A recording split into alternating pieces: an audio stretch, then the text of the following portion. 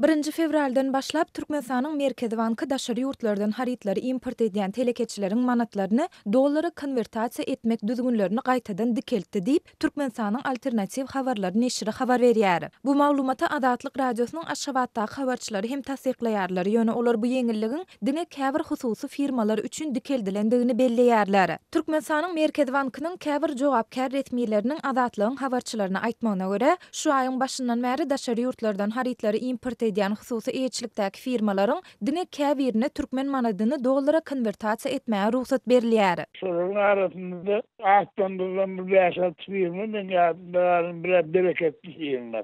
Azatlyk adlı firma. Şimdi bu zaman adlı firma var. Döwrewap kuruluş diýen firmalar, neş firmalar. Bu zaman şimdi bereketli olmasa beýle firmalara kuruluş bilen meşgullanýan firmalarmysyn. Şu bu zaman hem de bereketli firmalar bolsa ýurdun daşyndan ağ harytlaryny, ağ önümlerini getirmek bilen meşgul bolýan firmalarmysyn. Şulara ruhsat berilipdir diýip Aşgabatda ýaşaýan ýazyjy we synçy Amanmurat Bugaýew aýtdy. Şeýle dol adynyň efirde agdarmadlygy şerti bilen maglumat beren bank resmiýetlerine salgylanyp, bu firmalara şertnamadaky puluň möçeriniň dolu konwertasiýa edilip berilýändigine, ýöne çalşylýan mukdaryň 2%-iniň bank hyzmatları üçin geçirilmelidigini belledi. Emma şol bir wagtda 11 fevralda Türkmenistandan Alternatiw habarlar neşiri özüniň Türkmenistanyň telekeçilik ulgamyndaky çeşmesine salgylanyp, telekeçileriň türkmen manadyny dollara konwertasiýa edip bilýän pulunyň möçeriniň öňküsýaly saklanyp galýandygyny we onuň şertnamadaky ähli mukdaryň 2%-ine barabardygyny habar berdi. Galy bersede Türkmenistanyň Merkezi Bankynyň jogapkar resmiýetleri pulu konwertasiýa etmek ýeňillikleriniň näme sebäpden diňe käbir firmalar üçin dikeldilendigi barada özlerinde hem anyk maglumatyň ýokdugyny,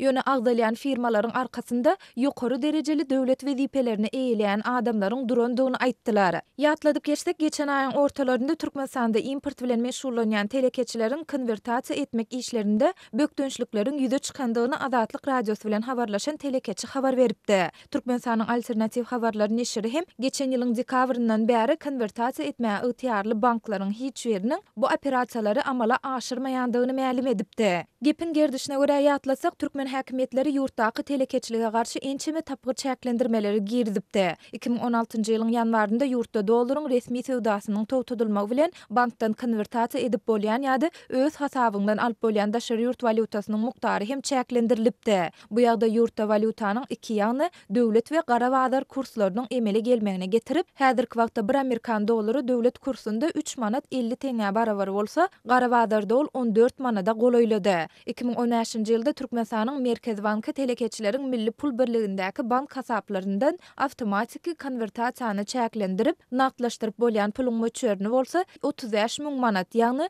döwlet kursu bilen 10.000 Amerikan dollary möçerinde diýip kesitläpdi. 2016-njy ýylda ýurdun banklaryndan Türkmen telekeçileri daşary ýurt kärhanasy bilen baglaşan şertnamasyndaky umumy pul serişdesiniň 3%-ni konwertasiýa edip bilen bolsa, bu mukdar 1,14-2% çenli adaldylypdy.